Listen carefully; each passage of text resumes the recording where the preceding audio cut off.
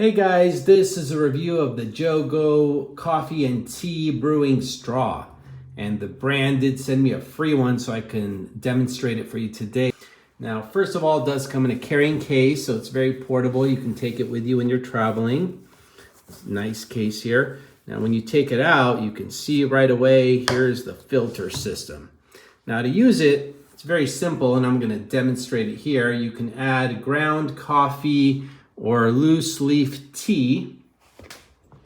Then you simply add some hot water. Once you're done here, take a sip from the straw up here. And there you go. You can enjoy yourself a nice hot cup of Joe or tea. Now to clean, it's very simple. You can see here, it simply unscrews and you can clean this filter. It is dishwasher safe.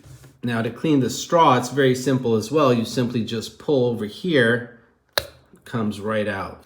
This is a very unique and interesting design, and I would highly recommend this for anyone on the go who wants to make coffee or tea very simply without having a coffee maker or teapot.